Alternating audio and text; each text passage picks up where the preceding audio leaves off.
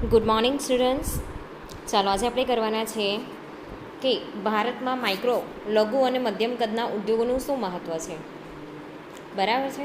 આપણે લાસ્ટમાં જે છે એ બધી અલગ અલગ સહાય જોઈ ગયા, કઈ સંસ્થા કેવી રીતે સહાય કરે છે. બરાબર, GSIC ને એ બધી GIDC, આપણે બહુ બધી અન્ય જે છે સહાયો જોઈ. બરાબર છે. ફાઇનાન્શિયલ હેલ્પ કેવી રીતે કરે, પ્રોડક્શન રિલેટેડ કેવી રીતે કરે છે. બરાબર છે. હવે આજે આપણે જોવાના છે કે આપણે ત્યાં જે માઇક્રો અને લઘુ અને મધ્યમ કદના જેટલા બી ઉદ્યોગો છે એને કેમ મહત્ત્વ આપવામાં આવે છે. બરાબર. તો હવે તમને બધાને ખબર જ છે કે આપણો જે દેશ છે એ પ્રગતિશીલ છે. બરાબર છે. હજુ ડેવલપિંગ કન્ટ્રીની અંદર આવે છે. આપણે ટોટલ ડેવલપ નહીં થઈ ગયા. બરાબર, હજુ તો આપણે ડેવલપ થઈએ છીએ. બરાબર છે. તો એવી કન્ડિશનની અંદર કેવું છે કે એક તો આપણે ત્યાં પોપ્યુલેશન બહુ બધું છે. બરાબર છે. તો એ બધાને આપણે જોબ આપી શકીએ એમ નથી, બધા માટે રોજગારી ઊભી કરી શકીએ એમ નથી. બરાબર છે. તો એવી કન્ડિશનમાં આપણે શું કરવું પડે કે નાનો નાનો ઉદ્યોગ આપણે ચાલુ કરવો પડે. બરાબર છે. તો નાની દુકાનથી લઈને મોટા મોટા ઉદ્યોગો, એ બધી જ વસ્તુ જે આવશે એ ઉદ્યોગોની અંદર આવશે. બરાબર છે. તો એમાં જે નાના કદનો માઇક્રો અને લઘુ ઉદ્યોગ છે, બરાબર છે, એનાથી જે લોકો માટે આપણે રોજગારી ઊભી નથી કરી શકતા એ લોકોને આપણે એક આવી રીતે એન્ટરપ્રિનરશીપ એ લોકો ચાલુ કરે. બરાબર, ઉદ્યોગ ખોલે નાનો માઇક્રો લેવલનો. બરાબર છે. એનાથી શું થશે કે એ લોકોને રોજગારી પૂરી થશે. બરાબર ને, જે એ લોકોને પગાર મળે છે એના કરતાં એ વધારે કમાશે અહીંયા. બરાબર છે. જેથી લોકોનું જીવન ધોરણ ઓછું આવે અને એનાથી શું થશે કે એની સીધી અસર જે આપણી રાષ્ટ્રીય આવક છે એના પર બી થાય છે. ઓકે. તો હવે આપણે ત્યાં પોપ્યુલેશન વધારે છે અને કેવું કે ફેમિલી ઓરિએન્ટેડ આપણું કલ્ચર છે. તો એના લીધે શું થાય કે આપણી પાસે પૈસાનું રોકાણ કરવું પણ પૈસાનું રોકાણ કરવા માટે પણ એટલું બધું ઇન્વેસ્ટમેન્ટ નહીં હોય આપણી પાસે. બરાબર છે. તો એવી રીતે અહીંયા છે ને ઓછા ઇન્વેસ્ટમેન્ટની અંદર આપણે એક નાનકડો ઉદ્યોગ ખોલીએ, જે બહુ મોટા પાયાના જે ઉદ્યોગ છે ને એને નાના નાના ભાગલા કરીને આ માઇક્રો અને લઘુ ઉદ્યોગ જે છે એની અંદર વહેંચણી કરવામાં આવેલી છે એની. બરાબર છે. તો આપણે એના જે MSME છે, બરાબર છે, એના ઇમ્પોર્ટન્સ માટે જે પરિબળો કામ કરે છે એ આપણે જોઈએ. તો જે મર્યાદિત મૂડી રોકાણ, તો ભારતમાં માથાદીઠ રાષ્ટ્રીય આવક નીચી હોવાને કારણે અને બચતનો દર મર્યાદિત રહે છે. આથી ઔદ્યોગિક પ્રવૃત્તિ માટેનો મૂડીરોકાણનો દર ખૂબ નીચો રહે છે. પરિણામે ઓછું મૂડીરોકાણ માંગી લેતા આવા ઉદ્યોગો ભારતીય અર્થવ્યવસ્થામાં વધારે અનુકૂળ આવે છે. મેં તમને કીધું એ પ્રમાણે કે આપણે ત્યાં પોપ્યુલેશન બહુ છે. બરાબર છે. હવે આખા વર્ષની જે આપણે માથાદીઠ આવક ગણીએ તો પોપ્યુલેશનની અંદર એ બધી ડિવાઈડ થાય છે. તો એ હિસાબે જે માથાદીઠ આવક છે, રાષ્ટ્રીય આવક, બરાબર, એ હંમેશા નીચી જોવા મળે છે. એનાથી શું થાય છે કે જે બચતનો દર છે મર્યાદિત રહે છે. તો એટલા માટે મેં તમને એ પણ કીધું કે આપણે બધા ફેમિલી ઓરિએન્ટેડ છે. બરાબર છે. તો એના લીધે ફેમિલીમાં આપણો ખર્ચો પણ વધારે થાય છે. તો એના લીધે આપણે એટલું સેવિંગ્સ નથી કરી શકતા. તો આ જે ઔદ્યોગિક પ્રવૃત્તિ છે એના માટે આપણે મૂડીરોકાણ જે છે એ વધારે કરી શકતા નથી. તો જે ઉદ્યોગ ઓછા મૂડીરોકાણ માંગી લેતા હોય, બરાબર, કે મૂડીરોકાણ ઓછું હોય, નીચું હોય, એવું જે ઉદ્યોગો છે એ આપણા અર્થવ્યવસ્થામાં આરામથી ફિટ બેસી જાય છે. બરાબર છે. એટલે જ્યાં ઓછું મૂડીરોકાણ હોય ત્યાં આપણે આ રીતનો બિઝનેસ કરી શકીએ છીએ. બરાબર છે. એ ટાઈપનો આપણે બિઝનેસ અહીંયા સ્થાપી શકીએ છીએ. એના પછી છે રોજગારીની તકો. તો માઇક્રો, લઘુ અને મધ્યમ કદના જે ઉદ્યોગો શ્રમ પ્રધાન હોવાથી નાણાકીય રોકાણના એકમમાં અનુસંધાનમાં ઊંચા દરે રોજગારી પૂરી પાડે છે. ભારત જેવા દેશ માટે કે જ્યાં બેરોજગારીનું પ્રમાણ ખૂબ ઊંચું છે ત્યાં આ કદના ઉદ્યોગો સૌથી વધારે અનુકૂળ આવે છે. એક અંદાજ પ્રમાણે રોજગારીની દૃષ્ટિએ આવા ઉદ્યોગોમાં 1 લાખના મૂડી રોકાણ માટે 21 રોજગારીની તકો ઊભી કરી શકાય છે.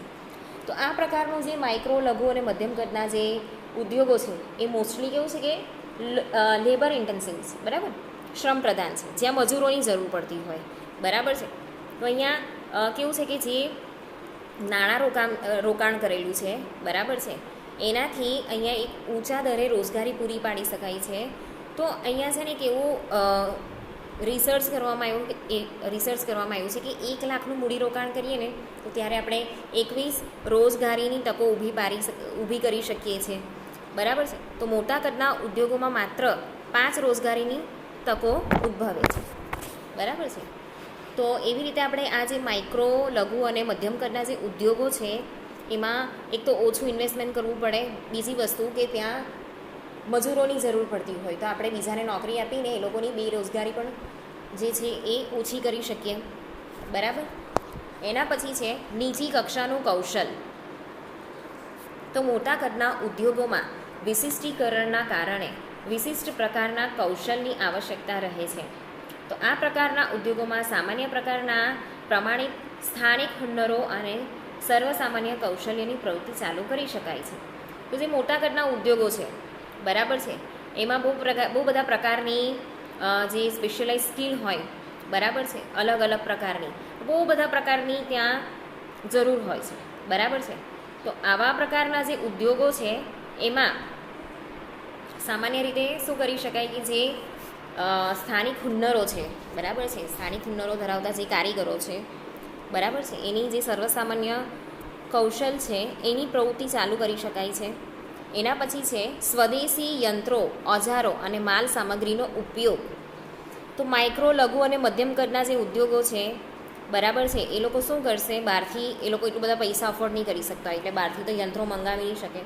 તો જે સ્થાનિક દેશી યંત્રો સામગ્રી છે અને ઓજારો છે, બરાબર છે, એનાથી જે પોતાનો જે વ્યવહાર છે એ ચલાવશે. ઓકે. તો એમાંથી શું થશે કે જે સ્થાનિક માલ સામગ્રી છે એનો ઉપયોગ થાય છે, બરાબર છે, એનું વેચાણ થાય છે, જેનાથી અલ્ટિમેટલી આપણે દેશને મદદ કરીએ છીએ. અને બીજી વસ્તુ કે આપણે બહારથી મંગાવીએ તો એનાથી શું થાય છે કે પૈસા વધારે થાય. તો જે વિદેશી હુંડિયામણ છે, બરાબર છે, એનો સીધો બોજ કાં આવે, ઔદ્યોગિક પ્રવૃત્તિ પર, બરાબર છે. તો એ વસ્તુ અહીંયા ડિલીટ થઈ જાય છે કે આપણે બહારથી મંગાવતા નથી. ઓકે. એટલે ઉદ્યોગોમાં કેવું છે કે સ્થાનિક વસ્તુ જે છે એ ઓછા કિંમતમાં આપણને મળી જાય છે, બરાબર છે. તો એના લીધે આપણે જે ઔદ્યોગિક પ્રવૃત્તિ છે એનો પણ વિકાસ આપણે કરી શકીએ છીએ, બરાબર છે, કે ઓછા પૈસામાં આપણે વધારે કામ કરી શકીએ છીએ. એના પછી છે સ્થાનિક હસ્તકલા, કારીગરી અને હુન્નર માટે અનુકૂળ. તો ભારતમાં પેઢી દર પેઢી ચાલી આવતી હસ્તકલા એટલે કે ભરત ગૂંથણ, બીડકામ, કાર્પેટિંગ, કોતરકામ, શિલ્પકલા, પછી માટીકામ, ચિત્રકામ, પછી કેન ફર્નિચર, બરાબર, એ બધા જે ઉદ્યોગો છે એ માઇક્રો લેવલના ઉદ્યોગો છે, બરાબર છે, જે કૌટુંબિક છે. ઓકે. એ જે નાના નાના જૂથ દ્વારા એ જે છે એ ચલાવવામાં આવે છે, બરાબર. કોઈકની ફરસાની દુકાન હોય, બરાબર છે, કોઈની મસાલા વેચવાની દુકાન હોય, બરાબર છે, કોઈ આપણે જ્યારે પણ સિટીની અંદર જઈએ છીએ, સુરતમાં તમે જોજો, એ દર પેઢી ચાલી આવતી બધી નાના નાના માઇક્રો લેવલના જ ઉદ્યોગો કહેવાય, બરાબર છે. કે માની લો કે કોઈની પપ્પાની મસાલા વેચવાની દુકાન છે મોટી, બરાબર, તે એનો છોકરો સંભાળે, બરાબર છે. પછી જે આપણા ઇન્ડિયન લેવલના જે ડ્રોઈંગ છે, જે પેઇન્ટિંગ છે, બરાબર, એ બધી કલા, માટી કલા, શિલ્પકલા, બરાબર છે, પછી ભરત ગૂંથણ. ઓકે. એ જે બધી વસ્તુ છે એ અહીંયા જળવાઈ રહે છે. ઓકે. પછી એના પછી છે ઔદ્યોગિક એકમોનું પ્રાદેશિક વિસ્તરણ. તો માઇક્રો, લઘુ અને મધ્યમ કદના જે ઉદ્યોગો છે, બરાબર, તો માઇક્રો, લઘુ અને મધ્યમ કદના ઉદ્યોગો દ્વારા દૂર દૂરના ગ્રામ્ય અને નગરોમાં ઉદ્યોગોની સ્થાપના કરીને પ્રાદેશિક સંતુલન વિકાસ સાધી શકાય છે. તો આવા જે મધ્યમ કદના, ખાસ કરીને છે મધ્યમ કદના જે અને લઘુ કદના જે ઉદ્યોગો છે ને એને આપણે કોઈ દૂરના ગામની ખુલ્લી જગ્યામાં આપણે એની સ્થાપના કરીને શું કરી શકીએ કે જે ગામના લોકો છે, બરાબર છે, એને ત્યાં નોકરી મળશે. ઉપરથી ખુલ્લી જગ્યા છે તો ત્યાં આપણે ઉદ્યોગની સ્થાપના આરામથી કરી શકીએ, બરાબર. રેસિડેન્શિયલમાં આપણે કરી શકીએ નહીં. તો ગામના લોકો જે છે બરાબર છે. એ સિટીમાં આવીને કામ કરે એના કરતાં ત્યાં જ એ લોકોને નોકરી મળી જાય તો શું થાય છે કે એ લોકો ત્યાં જ રહીને એ લોકોને નોકરી મળે તો એ લોકો સિટીમાં આવે નહીં એટલે ક્રાઉડેડ એરિયા બી નહીં થાય. તો આપણે છે ને ગામ અને સિટી વચ્ચે શું એક ડેવલપમેન્ટનું પણ એક બેલેન્સ જાળવી શકીએ છીએ. બીજી વસ્તુ કે જે વસ્તી રિલેટેડ જે બેલેન્સ છે એ પણ આપણે જાળવી શકીએ છીએ. બરાબર, તમે એ ડિફરન્શિએટ જોઈ જ શકો છો કે સિટીની અંદર બહુ ક્રાઉડેડ તમને જોવા મળશે, બરાબર, બહુ પોપ્યુલસ તમને જોવા મળશે, જ્યારે ગામમાં છે ને ઓછું હોય, બરાબર, કેમ કે ગામમાંથી બધા સિટીમાં આવીને વસેલા હોય. તો આ જે બેલેન્સ છે એ આપણે અહીંયા જાળવી શકાય છે. બીજી વસ્તુ કે જે ગ્રામ્ય વિસ્તારમાં ધંધાકીય પ્રવૃત્તિનું ડેવલપમેન્ટ થાય છે, બરાબર છે, એનાથી શું થાય છે કે ગામમાં જ આર્થિક પ્રવૃત્તિઓનું સર્જન થાય છે, જેના લીધે ગરીબીને દૂર કરી શકાય છે. ઓકે, તો ખેતીવાડીનો પૂરક ઉદ્યોગ. હવે ભારત ખેતી પ્રધાન દેશ છે તો તમને બધાને ખબર જ, બરાબર. હવે ભારતની મોટાભાગની જે વસ્તી છે એ ખેતીવાડીને સાથે જોડાયેલી છે. 70% જે આપણો ઉદ્યોગ અહીંયા જે સૌથી મોટો ભાગ છે, બરાબર, ઇન્ડસ્ટ્રીની અંદર, તો એમાંથી 70% ભાગ જે છે એ ખેતીવાડીનો છે. આપણે દેશ જે ટકેલો છે 70% ખેતીવાડી પર ટકેલો છે. ને હવે ખેતીવાડી સૌથી વધારે ક્યારે થાય? ચોમાસા પર, બરાબર છે. તો એના લીધે શું થાય છે કે જે કૌટુંબિક ધોરણે ચલાવાતા માઇક્રો ઉદ્યોગ છે એ નવરાશના સમયમાં પૂરક રોટી એનું સાધન બની શકે છે, બરાબર છે. તો એવા ટાઈમ પર એ લોકોને જે છે બીજી બધી વસ્તુઓ શીખવાડીને અહીંયા રોજી પૂરી પાડી શકાય છે, બરાબર છે. તો ખેતીની જે આવકો નિષ્ફળ જાય છે તો એવા સમયે જે એ લોકો પૂરક ઉદ્યોગ કરે છે, બરાબર છે, એના દ્વારા એ લોકો પોતાનું જીવન જે છે એ ટકાવી શકે છે. હવે માની લો કે લોકો ખેતીવાડી સાથે જોડાયેલા છે તો પૂરક ધંધા તરીકે એ લોકો માની લો કે ટોપલા બનાવવાની જે એ લોકોની આવડત હોય તો એનાથી એ લોકો ટોપલા બનાવી શકે, બરાબર છે. પછી વાંસને રિલેટેડ જેટલા બી સાધનો બનતા હોય એ લોકો બનાવી શકે. પછી જે પેલા પતરાળા આવે છે, જમવાની પેલી પાનની ડીશ, બરાબર છે, એવું બનાવીને એ લોકો કરી શકે છે.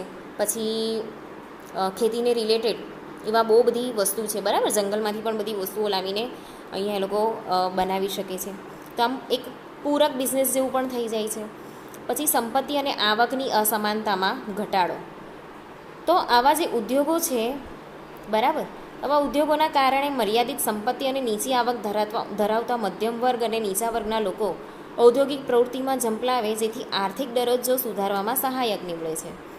હવે એ લોકો ઉદ્યોગો સ્થાપે તો ઓફકોર્સ એ લોકોની ઇન્કમ છે વધવાની છે. તો એના લીધે શું થશે કે જે મધ્યમ વર્ગના લોકો છે એ લોકો આર્થિક પ્રવૃત્તિની સાથે જોડાય તો એના લીધે એ લોકોને આર્થિક દરજ્જો છે એના અંદર પણ વધારો થાય છે, બરાબર છે.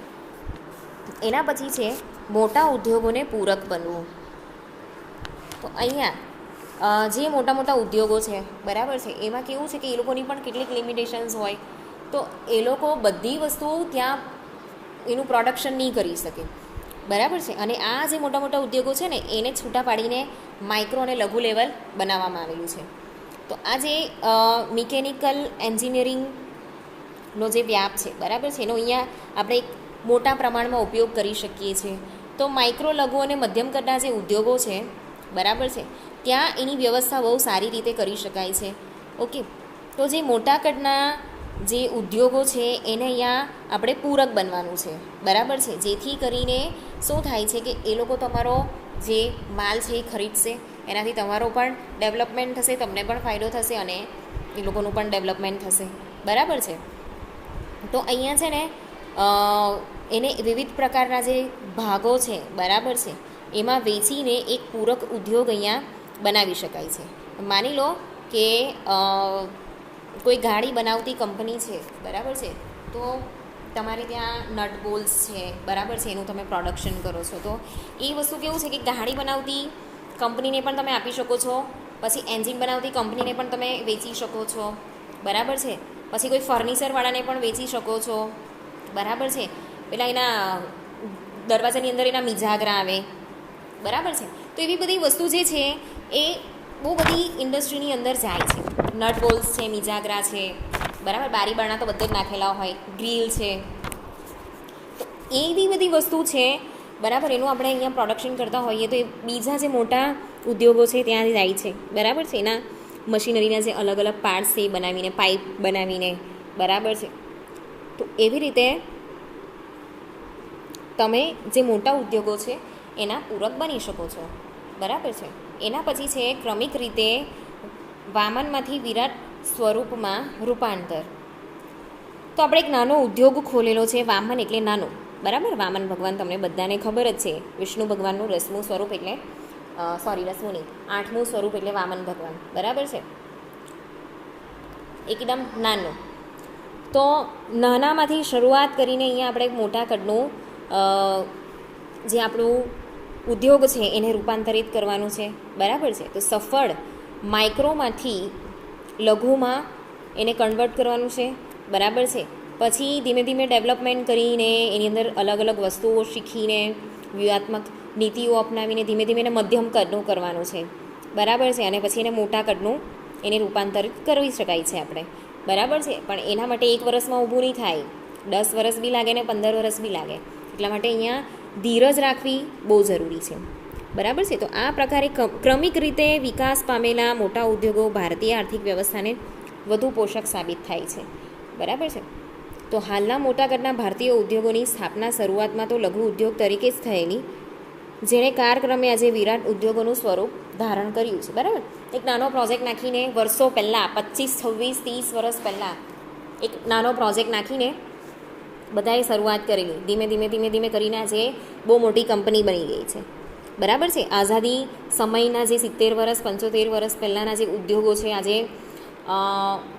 મધ્યમ કદ કરતાં બી બહુ મોટા છે, બરાબર. જે મધ્યમથી પણ મોટા છે એવા આજે બની ગયા છે, બરાબર.